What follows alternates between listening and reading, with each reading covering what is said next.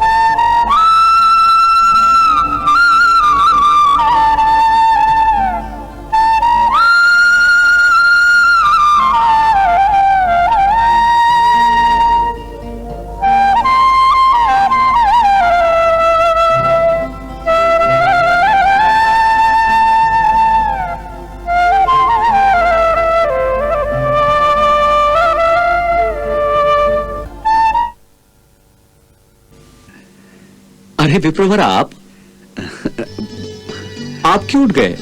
अमृत बेला हो रही है ना, मैं तो इस समय रोज ही उठता हूं, परंतु तुम्हें देखकर लग रहा है कि तुम रात भर सोए नहीं हो। विरह की रातों में नींद किसे आती है विप्रवर?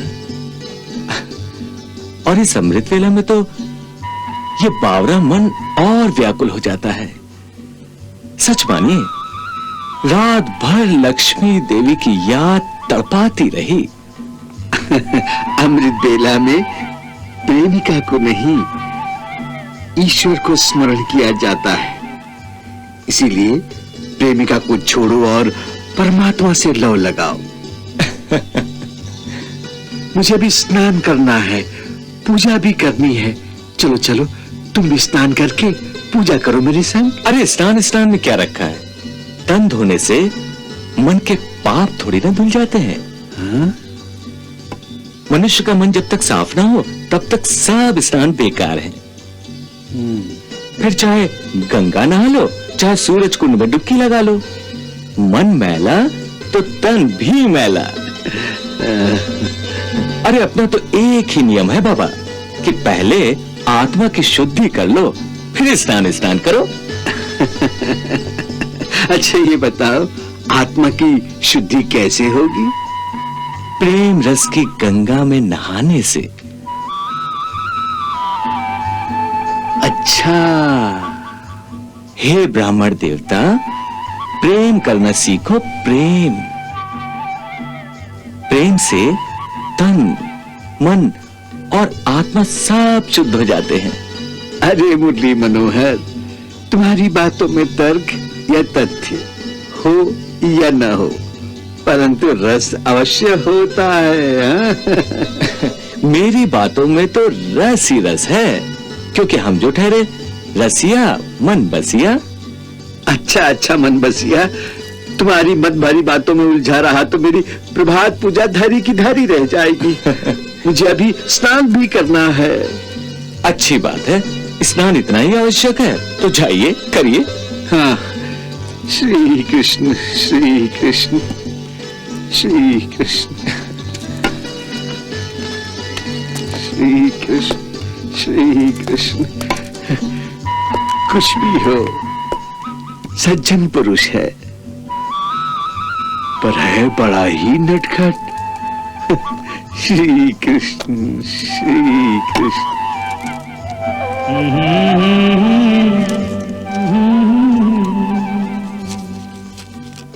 ओ लक्ष्मी जैसी हमरी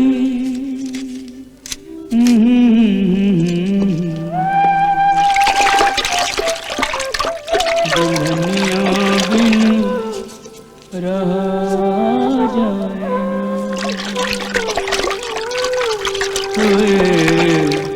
दुल्हनिया बिन रहा जाए, हमरी दुल्हनिया।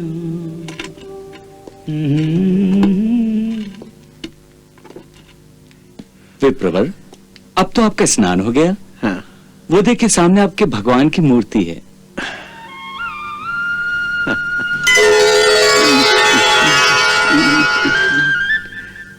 श्री कृष्ण श्री कृष्ण। मैं आपके लिए थोड़े से फूल लाया हूं, इन्हें ग्रहण करें और आप जाकर आनंद से पूजा करें। धन्यवाद, तुम बड़े संस्कारी जीव लगते हो, पर कभी कभी विचित्र बातें करते हो। इसलिए कि मेरी बातें सच्ची हैं, मेरा तर्क सत्य है। बुढ़ापे में तुम मेरा धर्म नष्ट करने की चेष्टा कर रहे हो। जो धर्म तर्क से नष्ट हो जाए वो सच्चा धर्म नहीं हो सकता। मैं तो केवल दूध का दूध और पानी का पानी करने की चेष्टा कर रहा हूं। आंखों को जो सोना दिखाई देता है उसे अक्ल और बुद्धि की कसौटी पर परख कर यह दिखाना चाहता हूं कि वो कितना खरा और खोटा है। तुम्हारी बातें मुझे धर्म संकट में डाल देती हैं। संकट मोचन की पूजा कीजिए, सब संकट दूर हो जाएंगे। चलिए पूजा आरंभ कीजिए। चलिए चलिए। श्री कृष्ण श्री कृष्ण श्री कृष्ण श्री कृष्ण श्री कृष्ण श्री कृष्ण श्री कृष्ण श्री कृष्ण।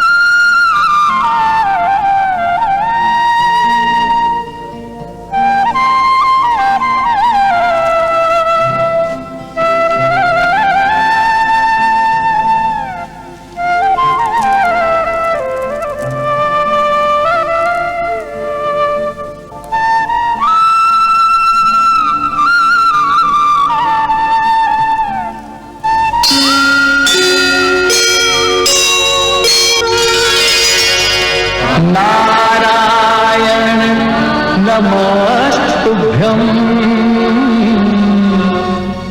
सर्व पाप विनाशनम।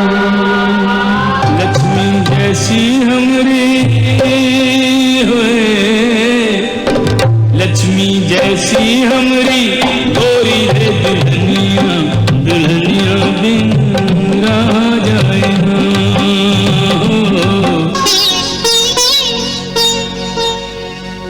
श्रीकांत सर्वश्रीयुक्तम्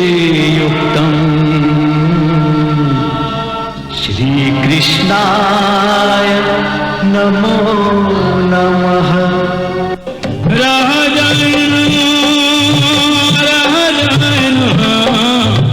बिरह का दुख सहा जाए ना, अंधे ग्वाले और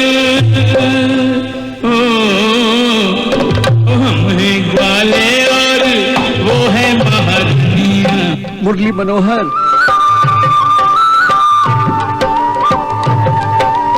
अरे ओ मुरली मनोहर, कहिए ब्राह्मण देवता। तुम ये प्रेम गीत बंद नहीं कर सकते? क्यों ब्राह्मण देवता? तुम्हारे प्रेम गीत से मेरा ध्यान भंग हो जाता है।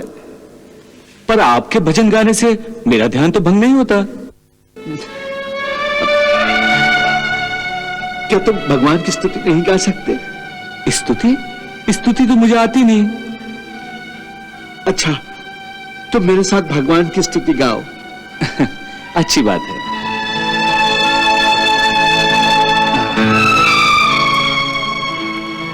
ब्राह्मण की आज्ञा है तो अवश्य गाऊंगा।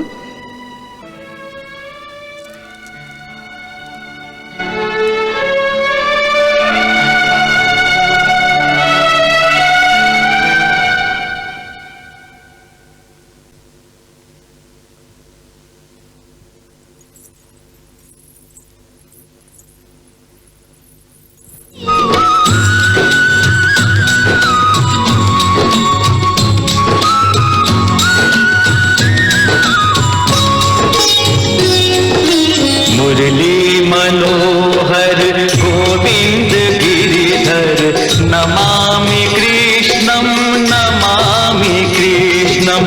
ये कृष्ण प्रेमी कहे निरंतर नमामि कृष्णं नमामि कृष्णं। राजीव लोचन अतीव सुंदर, राजीव लोचन अतीव सुंदर नमामि कृष्णं नमामि कृष्णं। मुरली मनोहर गोविंद गिरिधर नमामि कृष्णं नमामि कृष्णं।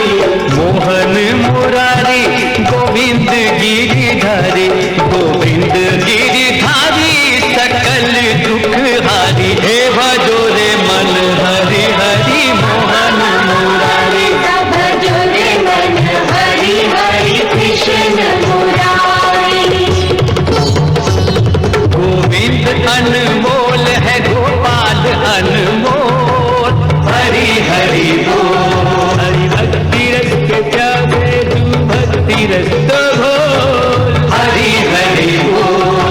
मोहन को देखना है तो अंतर के नैन खोल, हरि हरि बोल। दिखते हैं दीनानाथ प्रेम भावना के मोल, हरि हरि बोल।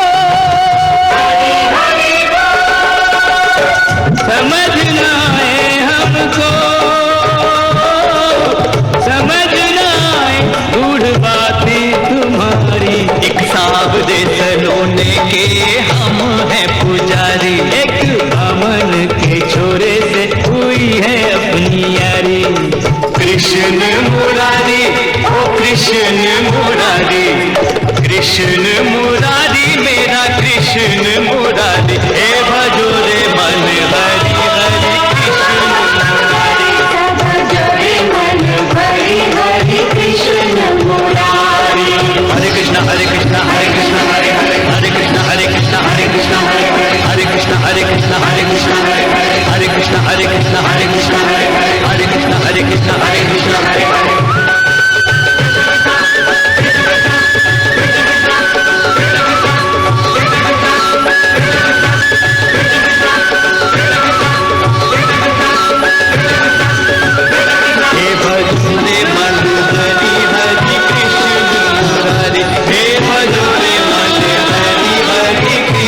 हरे कृष्ण हरे कृष्ण हरे कृष्ण हरे कृष्ण हरे कृष्ण हरे कृष्ण हरे कृष्ण हरे कृष्ण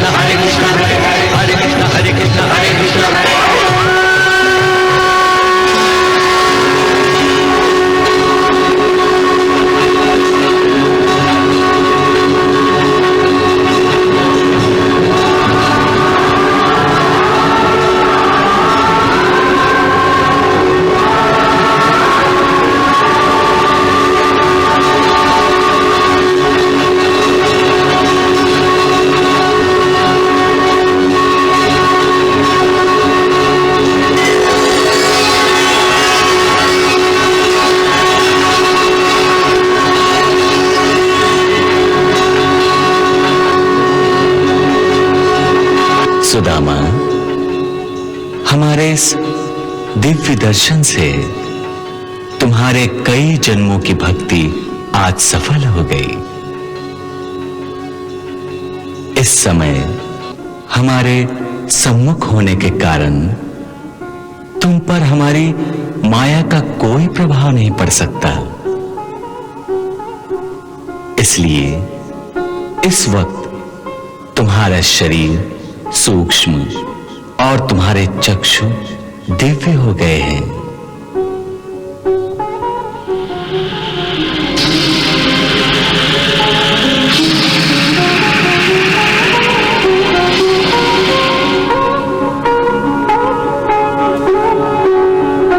सो अपने इन दिव्य चक्षुओं के साथ तुम उन समस्त देवताओं को भी देख सकते हो जो इस समय यहां चारों ओर उपस्थित हैं।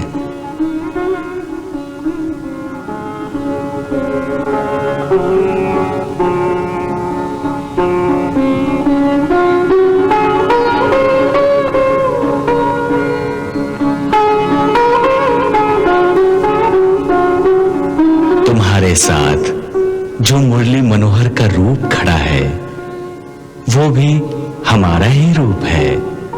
हमें पहचानो।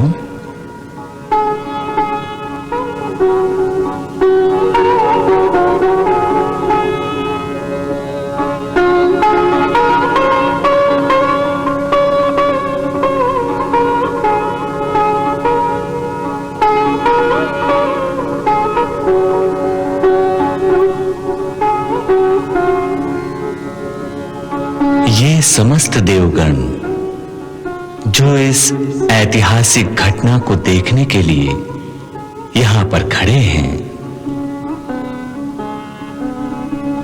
तुम्हारे कारण आज इनको भी हमारे इस दिव्य दुर्लभ रूप के दर्शन हो गए हैं। ये वो रूप है जिसे हम कोटि कोटि युगों में कभी कभार प्रकट करते हैं। इस रूप के दर्शन पाने के पश्चात किसी प्राणी को और कुछ पाना बाकी नहीं रह जाता। वो हमारे श्री चरणों में विलीन हो जाता है। परंतु इस जन्म में तुम्हारे पूर्व कर्मों के कुछ भोग अभी बाकी हैं। इसलिए तुम्हें अपने प्रारब्ध के अनुसार अभी उन बचे हुए दुख सुखों को भोगना बाकी है। जब उन समस्त कर्म फलों के भोग समाप्त हो जाएंगे तब तुम इस शरीर का त्याग करोगे और तुम्हें हमारे चरणों में शाश्वत शांति प्राप्त हो जाएगी। उसके पश्चात तुम्हें और कुछ पाने को नहीं रह जाएगा। परंतु जब तक तुम्हें कर्म फल भोगना है तब तक तुम्हें ये शरीर रखना पड़ेगा जो माया के अधीन होगा। इसलिए हमारे अंतर ध्यान होते ही तुम पर फिर से हमारी माया का अधिकार हो जाएगा और तुम्हें ये दृश्य और हमारा मिलन सब भूल जाएगा। तथास्तु।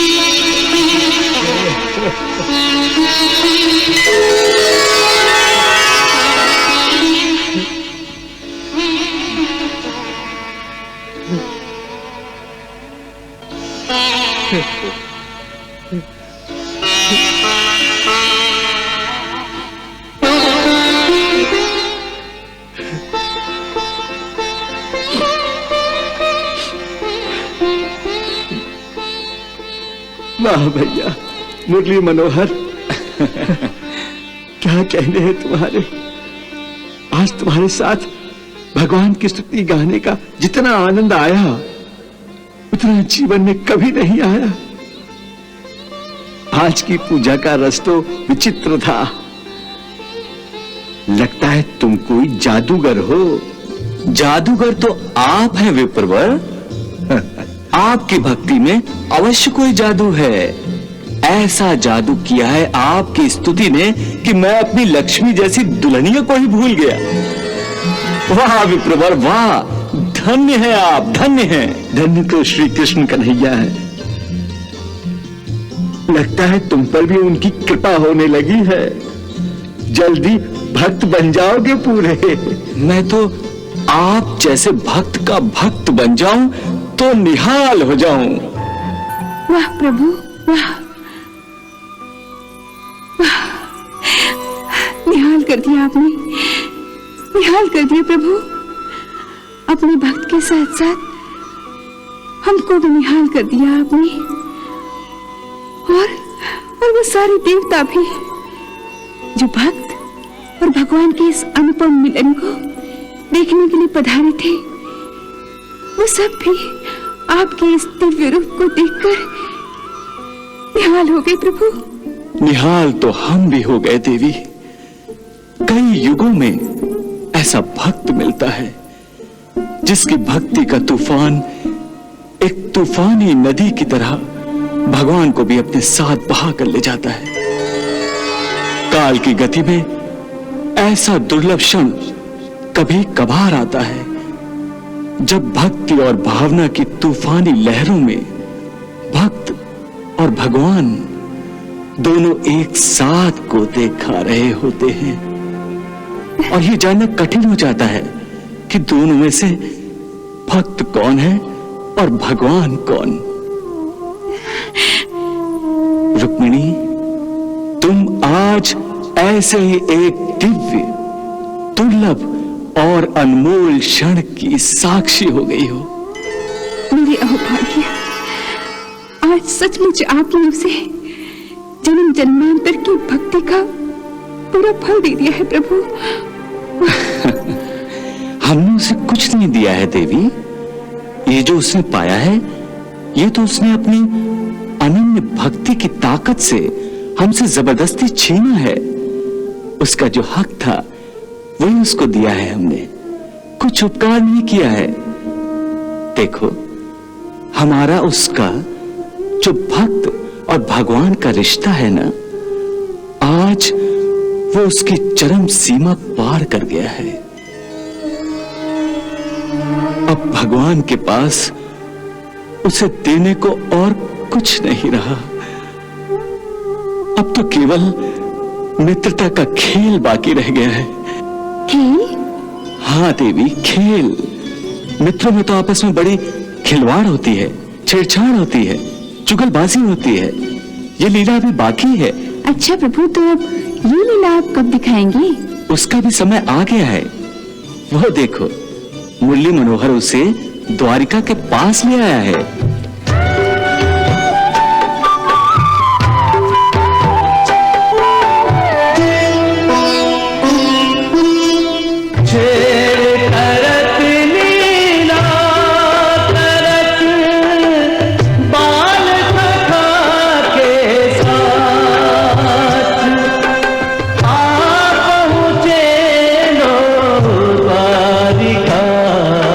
नगर द्वारिकानाथ बाल सखा के साथ।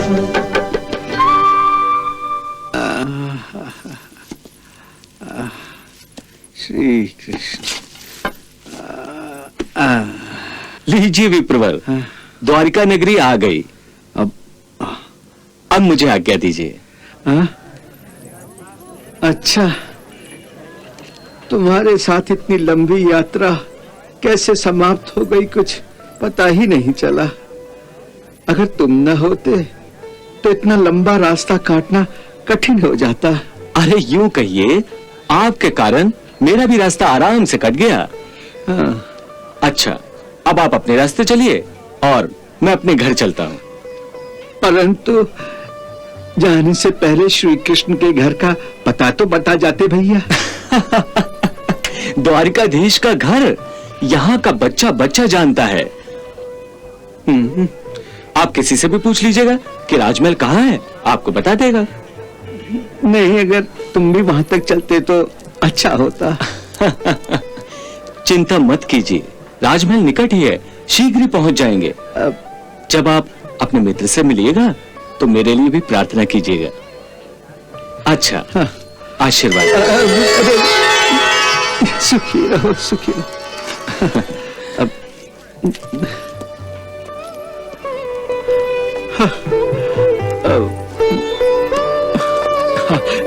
भाई साहब, भाई साहब, भाई साहब देखिए, सुनिए, मेरी बात तो सुनिए। अच्छा, अरे हाँ, भाई साहब, भाई साहब, अरे सुनिए तो सही भाई साहब। अब मैं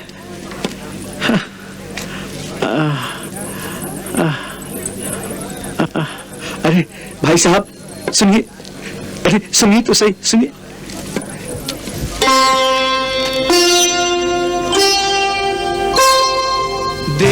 देवनिर्मिता द्वारिका रही बैकुंठ लजा, दीन सुदामा द्विज करे चरण धरत सकुचा,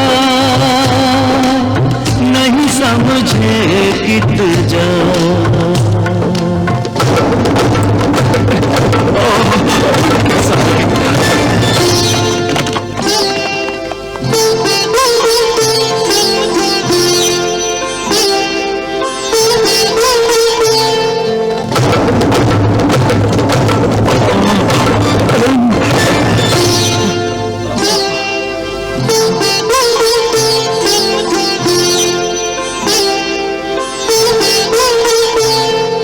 द्वारिका को देखत ही दुख सब दूर भय, दीनता दरिद्रता की कहीं नहीं छाया है।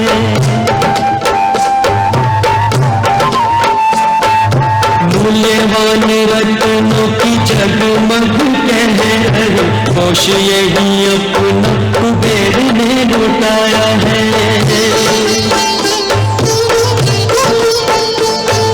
चारों ओर माया, माया पति को न पाया, ये वसुंधरा ने जाने किस धरा पे पठाया है।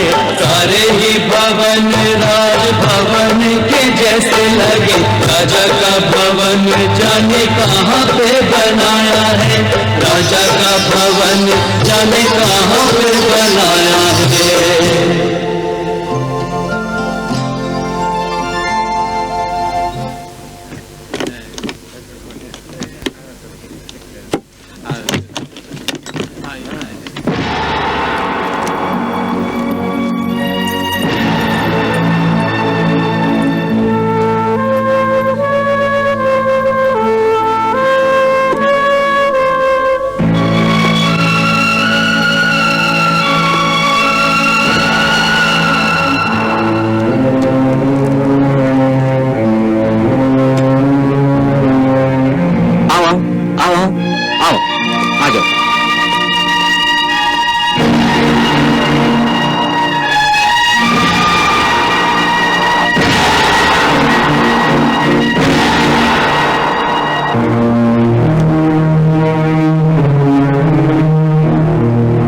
घबराया घबराया मनुष्य जाने कौन है, किसे ढूंढ रहा है? ये कोई परदेसी है, क्योंकि द्वारका में तो ऐसा दरिद्र कोई हो ही नहीं सकता। कोई निर्धन ब्राह्मण लगता है। श्री कृष्ण, श्री कृष्ण।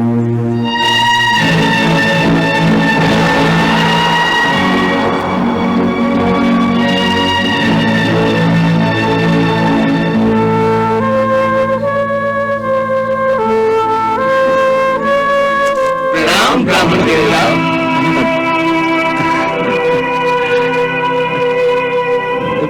सुखी रहो, सुखी रहो। ब्राह्मण देवता, आप परदेसी लगते हैं।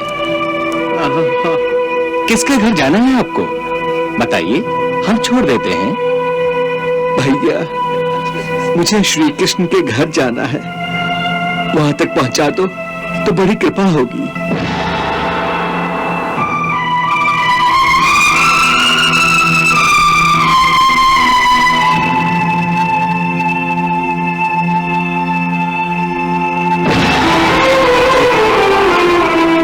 कृष्ण के घर?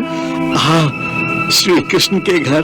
अच्छा अच्छा, वो किशनवा बैलगाड़ी वाला ना? नहीं नहीं नहीं, मैं तो द्वारकाधीश की बात कर रहा हूँ। उनसे मिलने जाना है मुझे।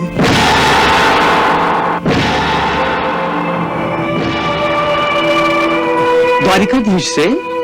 हाँ, उन्हीं से तो मिलने जा रहा हूँ। द्वारकाधीश से मिलना है आपको? हाँ। हे महानुभाव, द्वारकाधीश से आपको क्या काम आन पड़ा है? वो मेरे परम मित्र हैं।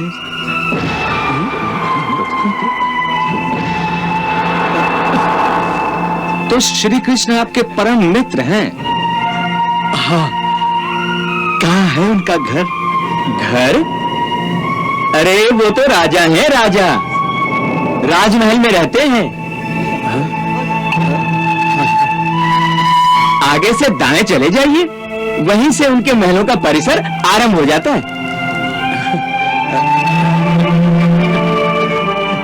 धन्यवाद। थोड़ा सा पानी पी लूं मैं? आइए आइए। श्री कृष्ण, श्री कृष्ण।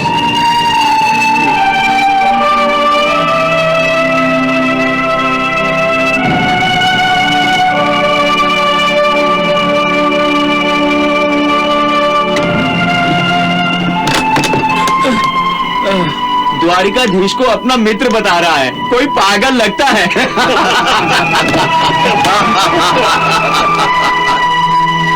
ऐसा ही लगता है, जाने द्वारिका में कहां से आ गया है। ऐसे दरिद्र लोगों को द्वारिका में आने नहीं देना चाहिए। नहीं, किसी द्वारिका वासी को ऐसी बातें शोभा नहीं देती। अरे दरिद्र है तो क्या हुआ, है तो मनुष्य ना, बस जरा सा दिमाग चल गया है। इस पर भी हमने उसे राजमहल का रास्ता बता दिया, तो क्या हुआ? राजमहल में ब्राह्मणों का बड़ा आदर सत्कार होता है,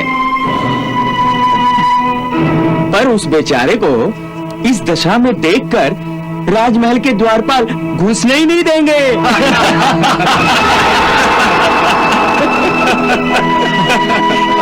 चलो आओ भाई,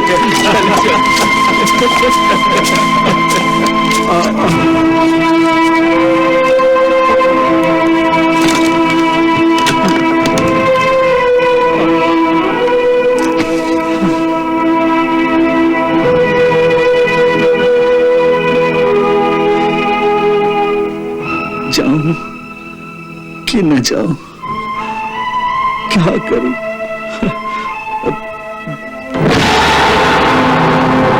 लौट जाओ सुदामा, लौट जाओ। देखा नहीं लोग कैसे हंस रहे थे तुम पर? पागल कह रहे थे तुम्हें।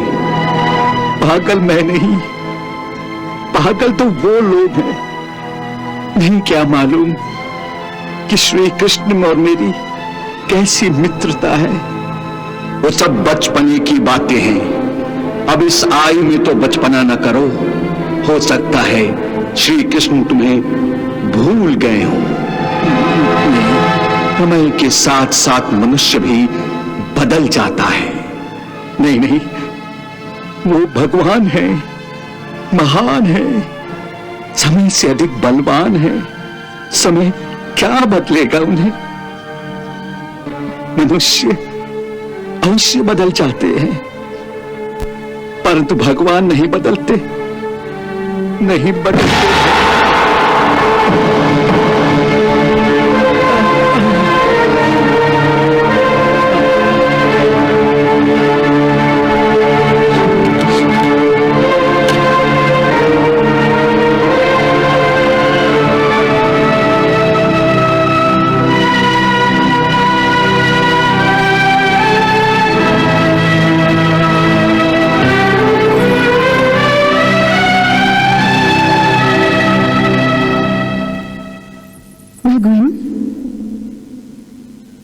आपके मित्र तो द्वारिका पहुंच गए, फिर इस चिंता और व्याकुलता का क्या कारण है?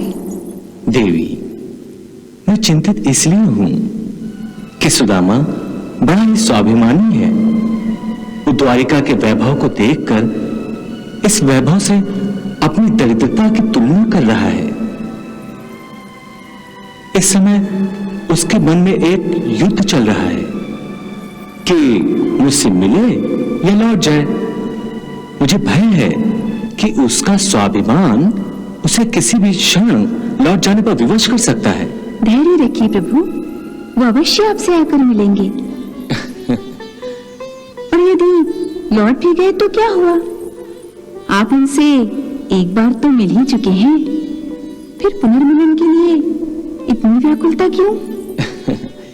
इसलिए कि सुदामा से मेरा वो मिलन झूठा भी था और अधूरा भी। झूठा और अधूरा अर्थात ये कि देवी, वो मिलन झूठा ही था। झूठा इसलिए कि सुदामा से मिलते समय मैं होकर भी मैं नहीं था, और अधूरा इसलिए कि वो भेंट दो मित्रों की भेंट नहीं थी, बल्कि दो अनजान यात्रियों की भेंट थी जो रास्ते में मिले और बिछड़ गए। अपनी सखा से मिलने का आनंद न सुदामा को मिला और न मुझे मिला। सुदामा को आपसे मिलने का आनंद नहीं मिला, ये बात तो ठीक है, परंतु आप तो उनसे मिल चुके हैं, रास्ते भर उनके साथ साथ रहे हैं, इस पर भी आप संतुष्ट रहेंगे?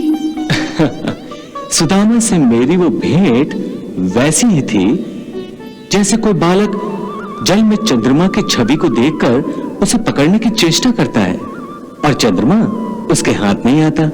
भगवान, यदि सुदामा से मिलने के लिए आप इतने ही व्याकुल थे, तो फिर एक यात्री के वेश में क्यों मिले?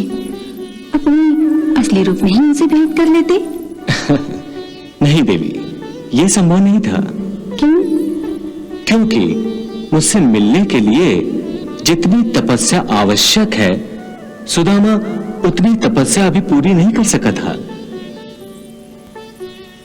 कर्म का विधान ऐसा है कि हर मनुष्य को अपना उद्देश्य पाने के लिए कर्म करना पड़ता है। यदि लोग कर्म ना करें और केवल अभिलाषा के माध्यम से ही अपना उद्देश्य पा लें, तो कर्म कौन करेगा? सुदामा बड़ा ही पराक्रमी है। उसने मेरी राह में अपने घायल पैरों से तपती और जलती धरती पर एक एक कदम रखकर स्वयं कर्मवीर होने का प्रमाण दिया है, और मुझ तक पहुंचने के लिए अनगिनत कष्ट उठाकर यह भी प्रमाणित किया है कि वो मेरी मित्रता के योग्य है। अब तो उसका कर्म पूरा हो चुका है, फिर अब मिलन में इतनी देरी क्यों कर रहे हैं भगवान? इसलिए कि ये मिलन कोई साधारण मिलन नहीं है देवी। ये एक ऐतिहासिक मिलन होगा। मैं उसे इस तरह मिलना चाहता हूं जिसे सारा विश्व देखे, ताकि इस धरती का हर प्राणी ये शिक्षा ग्रहण करे कि मित्रता का क्या अर्थ होता है और वो कैसे निभाई जाती है। रास्ते में ही सुदामा से अपने असली रूप में जाकर मिलता तो लोगों को ये शिक्षा कैसे दे पाता। कृष्णा